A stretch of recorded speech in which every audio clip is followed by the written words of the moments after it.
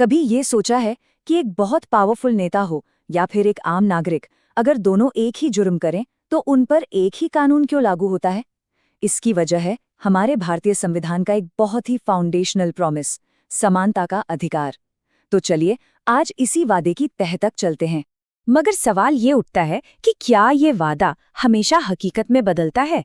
क्या वाकई कानून की नज़र में हर कोई हर सिचुएशन में बराबर है? तो इसी को समझने के लिए हम आर्टिकल 14 को थोड़ा और करीब से देखते हैं और इसके दो अलग अलग लेकिन बहुत ज़रूरी पहलुओं को समझने की कोशिश करते हैं। ये है आर्टिकल 14, जैसा हमारे संविधान में लिखा है। अब पहली नज़र में ये काफ़ी सीधा साधा लग सकता है, पर यहीं पर सारा खेल है। इसमें दो बहुत ज़रूरी फ्रेजेस हैं, विधि के समक्ष समता और विधियों का समान संरक्षण। सुनने में ये एक जैसे लगते हैं, है ना? पर असल में ये समानता के दो बिल्कुल अलग आइडियाज हैं। आप इन दोनों फ्रेजेस को आर्टिकल 14 के दो पिलर्स या दो स्तंभों की तरह समझ सकते हैं। ये दोनों मिलकर ही समानता के अधिकार को उसकी पूरी गहराई और मतलब देते हैं। सच कहें तो ये एक दूसरे के बिना अधूरे हैं।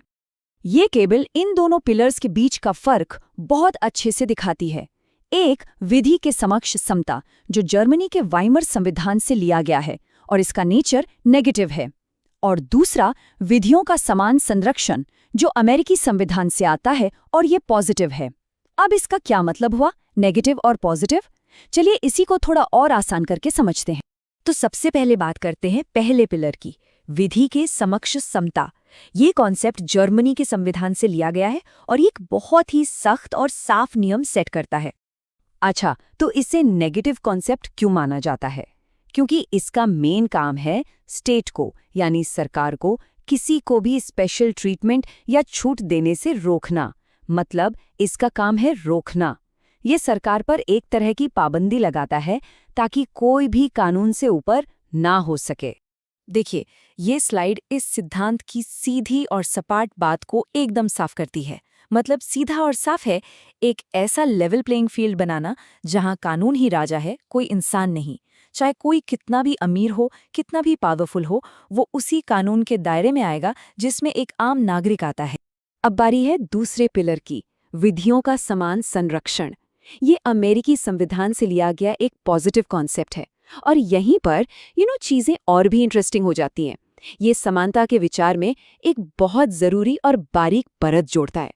तो यहाँ पर जो सबसे ज़रूरी बात है वो ये कि ये सबको एक ही तराजू में तौलने की बात नहीं करता, बल्कि ये इस बात को मानता है कि सच्ची समानता लाने के लिए कभी-कभी अलग-अलग हालात में जी रहे लोगों के साथ अलग-अलग तरह से बर्ताव करना ज़रूरी हो जाता है।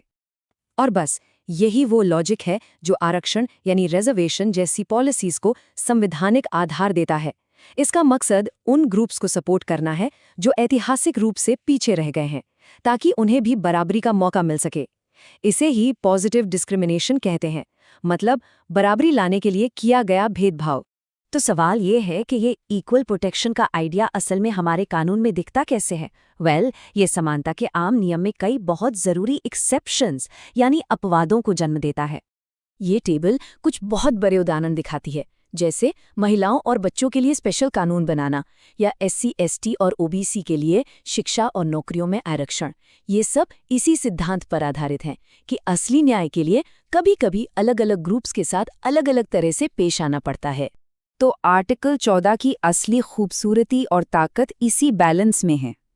एक तरफ ये एक सख्त नियम है कि कोई भी कानून से बड़ा नहीं, तो वहीं दूसरी तरफ ये असली और सार्थक समानता बनाने के लिए ज़रूरी फ्लेक्सिबिलिटी भी देता है। और यहीं पर हम एक बहुत बड़ा सोचने वाला सवाल छोड़ जाते हैं। हमारे जैसे देश में जहाँ इतनी विविधता है, वहाँ न्याय का असली मतलब क्या है? क्या सच्ची बराबरी का मतलब है कि हर किसी के साथ हूबहू एक जैसा ट्रीटमेंट हो, या फिर इसका मतलब है कि हर किसी के साथ न्याय हो, भले ही उसके लिए रास्ता अलग क्यों ना हो? सोचिएगा ज़रूर।